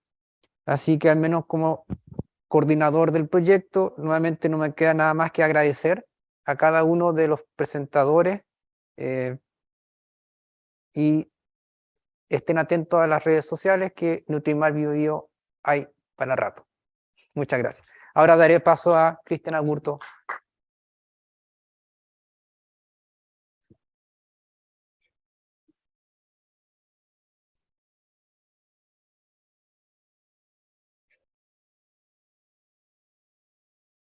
Bien, muy buenas tardes a todas y todos. Hemos cumplido un hito importante del proyecto Nutrimar Bio Bio, financiado por el gobierno regional de la región del Biobío. Ha sido un proyecto con hartos desafíos, pues lo hemos desarrollado enteramente casi en pandemia, solo en los últimos meses con ciertas libertades que hemos podido resolver algunos temas de manera presencial. Y de hecho este programa, esta actividad de hoy fue también reprogramada en varias oportunidades para poder tratar de hacerlo también de manera híbrida, con un cierto grado de presencialidad y con la activa participación de varios psicólogos, tanto de macro como de microalgas, de distintas partes del mundo. Ha sido una prueba exitosa. En estos días nos han contactado otros investigadores que también desearían participar a futuro. Algunos lo han manifestado también, de los mismos expositores que en estos 2 días nos han compartido sus resultados y sus experiencias, y por lo tanto yo creo que esto se va a volver a repetir. De hecho, queremos compartir con ustedes que el gobierno regional ha aprobado la continuidad de este programa Nutrimar Bio Bio por 2 años más. Es un proyecto que no es de investigación y desarrollo, es un proyecto de extensionismo, de habilitación de capacidades para la investigación, para el desarrollo tecnológico y para la generación de soluciones innovadoras, considerando toda la cadena de producción, desde los recolectores de algas hasta las empresas generadoras de alimentos y generadoras de fármacos o biofármacos. Por lo tanto, estamos impactando distintos grupos objetivos en esta cadena de producción, en esta cadena de valor que queremos darle a los recursos algales, tanto micro como macroalgas. Iniciamos ayer con una presentación de optimización de medios de cultivo para microalgas que generan distintos tipos de metabolitos particularmente secundarios, el balance que se tiene que encontrar entre el crecimiento de la biomasa microalgal con la producción de estos metabolitos de interés comercial, que fue presentada por el doctor Gallardo de la Universidad de Almería. Posteriormente cambiamos el foco a la generación de 4 prototipos de alimentos y jugos a partir de la macroalga Gracilaria fischeri, presentada por la profesora Tasha Kenon de Tailandia. Continuamos con la plataforma de innovación en alimentos y transferencia tecnológica de la Universidad de Flensburg, Almería, que también nos presentaron sus avances con respecto a la forma de producir y extraer astaxantina, también la potencialidad que tienen una serie de hongos marinos aislados, muchos de ellos desde macroalgas, para la generación de fármacos. Ellos tienen 2 patentes y 2 productos farmacéuticos anticancerígenos a partir de hongos marinos aislados desde macroalgas. Y continuamos con lo que fue la presentación de la doctora Contreras acá en Chile, con productos antiinflamatorios y antiprotectores del hígado, antiadelgazantes, a partir también de algas chilenas y en particular de un producto que está avanzando en su hoja de ruta normativa y regulatoria y de madurez tecnológica con Gracilex, que ha sido generado acá en Chile. Y finalizamos esta primera jornada de la mañana de ayer con la producción de compuestos bioactivos a partir de biomasa algal y aplicaciones principalmente nutracéuticas, considerando lo difícil que es llegar a fármacos, las posibilidades son generar nutracéuticos y también un amplio aplicación en los cosméticos que es por todo conocido y donde también la Universidad de Málaga, a cargo del profesor Félix López, ha generado también diversos tipos de productos. Ayer por la tarde iniciamos con un tema sumamente interesante, que en nuestro país es un nuevo nicho y que nadie ha considerado, pero que evidentemente en el sector agrícola y forestal existe, que es la fitopatología. Y Pedro Murúa, de la Universidad Austral de Chile, acá en Puerto Montt, nos habló de la ficopatología, es decir, la enfermedad, las algas también se enferman y por lo tanto generan efectos en la calidad de las algas, no solo en su estructura, sino que también en su calidad química, que potencialmente tiene sí o sí implicancia en la calidad de estos recursos si nosotros queremos extraer estos compuestos químicos de alto valor. También mencionó que podría tener implicancia si son aquellas algas que son comestibles y que el ser humano puede ingerir, y si ingiere algas que están enfermas, podrían tener efectos. Un tema muy interesante en esa línea. Y se avanzó también, se habló ayer en la tarde del cultivo de Durvilea, la principal alga comestible de Chile, de grandes volúmenes de exportación, justamente para consumo humano en Asia y en otras partes del mundo.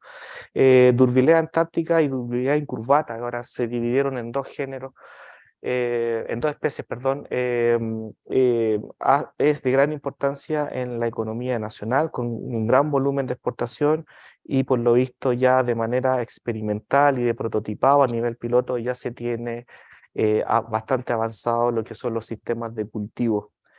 Y junto con ellos se presentaron también un screening biológico, espacial, geográfico y de la caracterización nutricional básica, pero también las concentraciones de metales de aquellas durvileas que se seleccionaron para justamente generar estos cultivos, que fue presentado en el tema del cultivo por el profesor Gutiérrez, y el tema de la caracterización, la identificación biomolecular de estos ecotipos por la profesora Lucía de la Fuente, ambos de la Universidad de los Lagos. Finalizamos ayer también con un sentido homenaje al profesor Kirill Alvear, que para muchos, y así como lo han manifestado el profesor Navarro hoy en día, fue profesor tutor de muchos ficólogos en nuestro país y en Latinoamérica, reconocido además mundialmente. Hoy iniciamos con el desarrollo del Centro de Investigación y Desarrollo Tecnológico en las Algas de la Universidad Católica del Norte en Coquimbo, por la profesora Tala, quien nos indicó varios de sus avances, las capacidades que ellos tienen en la zona norte de nuestro país, particularmente focalizado en las algas pardas y en los distintos aspectos que tienen que ver con los hidrocoloides. Y volcamos hacia las microalgas nuevamente para ver toda la historia y las capacidades de optimización de cultivo, de diseño y construcción de distintos tipos de fotobioreactores y RESWay, así como también de un sinnúmero de aplicaciones de microalgas que ha generado todo el grupo de investigación desde los fines de los años 80 en adelante en la Universidad de Almería, que fue presentada por el profesor Asterio Sánchez. No menos interesante fue conocer las capacidades de un buen partner tecnológico para la extracción y caracterización de compuestos bioactivos de origen vegetal y por cierto también de algas del Centro de Investigación de Alimentos Funcionales que está albergado al Parque Tecnológico de la Salud en Granada y también ligado a la Universidad de Granada, España. Nos finalizamos la jornada de hoy por la mañana con la presentación del emprendimiento familiar y las diversas aplicaciones gastronómicas muy interesantes por lo demás de la empresa Puerto Muiños, de Antonio Muiños, y todo lo que implicó el avance también regulatorio de cómo ir posicionando, ir generando una cultura algal de manera privada en Galicia, en España y finalmente en Europa en los últimos 30 años. Hoy la profesora Luján desde Argentina y desde la Patagonia nos habló de la farmacognosia marina y de la farmacognosia algal y las distintas también capacidades que ellos pueden llevar a cabo en esa repartición de investigación y desarrollo tecnológico en Argentina. El doctor Navarro habló también más al sur aún, en la zona también de la Patagonia y de la Tierra del Fuego, de la zona subantártica y antártica, de las algas, particularmente aquellas algas rojas y pardas que generan micosporinas y que pueden determinar nuevos usos potenciales, pero a partir de la ecofisiología de estos organismos que allí se encuentran y dadas las particularidades del ambiente van generando estos metabolitos. Y hemos finalizado esta serie de charlas con la importancia que son de las herramientas metabolómicas aplicadas en las algas para poder entender la generación, la respuesta, la estimulación o inducción de estos compuestos bioactivos mediante estas herramientas metabolómicas aplicadas a las algas.